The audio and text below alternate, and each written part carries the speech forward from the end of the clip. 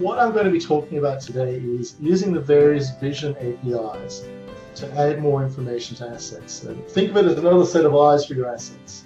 So here we have, so obviously this is FotoWare, and we've got some images that we've uploaded into FotoWare. And what we can see here is we've run all of these images through the APIs. And if we look at this image here, the Microsoft description has told us that this is Maggie Beer standing in a garden. It's actually given us who it is and what they're doing in a sentence. And we can automatically add that to the image. It's also given us things like polka dot and shoulder and pattern and so on. But if we, just as a first pass at running that image through, this has given us some really useful information that we can add to that asset, and that will allow us to find that asset again later on without any human interaction. So that's the sort of things that we can do. The Microsoft and the Google ones can look at the image. They can tell you who's on the image, they can tell you what they're doing, they can give it some context. As well as that, the Google one, for instance, will look to see if there are any similar images on the web and give you some information about that as well. The other things that we can get back from an image is, this has told us that this is Andrew James Morley and a dog in a body of water. That's interestingly enough. It also can let us know that it can give us a safe search tag. And it can let us know that, and all of the APIs refer to this as raciness. But this can let us know that this image has got some racy content. He's got his shirt off.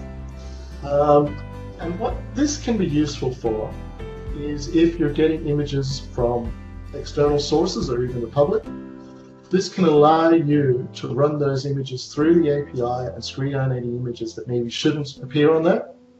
And you can use that raciness tag to, it will apply that automatically, and you can use that then to screen out these images. And also as well, it gives us their emotion. I don't know if you saw it there, but it said there was joy in the photo. The Google and the Microsoft ones also as well do things like landmark recognition. So they'll recognize that this is the Sydney Opera House. Now that's a fairly iconic one. We would kind of expect that to come back to Sydney Opera House, so that's quite useful.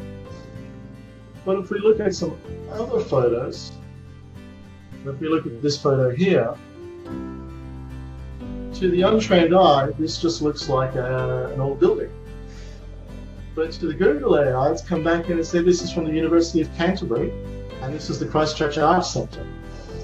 Also, as well as letting us know that it's a large stone building, it's medieval architecture and so on. So what we're finding is that it's very, very good at recognizing places. I don't know how it's doing it, but it'll come back and it'll say where the location of that photo is, and who's in that photo and so on. But what was interesting with this one here, obviously this is Alec Baldwin doing a Donald Trump impersonation, but Alec didn't pick up Donald Trump. It recognized who it was underneath the makeup as well, which is quite, and the emotion there is anger. So yeah, it's really quite clever in the things that it's coming back with. And you can test these images, you can test your images out on these APIs, and we'll give us some links afterwards as well. But you can upload your images and see what Google gives you back for these. So those are the sort of common sort of image recognition API tasks. It will let you know who's in the photo, it will let you know what they're feeling, it might give you some context. So for instance, if we look at this photo here, it's saying that this is Irving Lozano from the 2018 World Cup. So not only has it recognized the person, but it's recognized the location and given us a description as well, saying it's a football player on the field. Straight away without any sort of human interaction.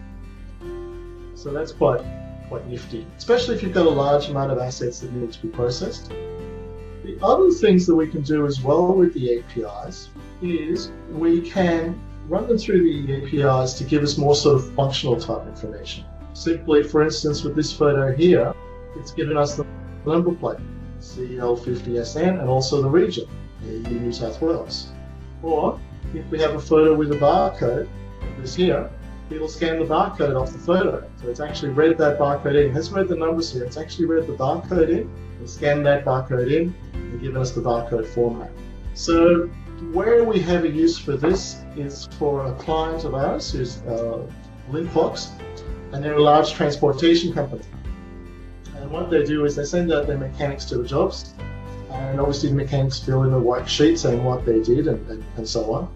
But as well as that, now they're asking the mechanics to take photos of the front and back of the vehicle, and also as well photos of the barcodes of any parts that they put on the vehicle, and they upload that at the same time.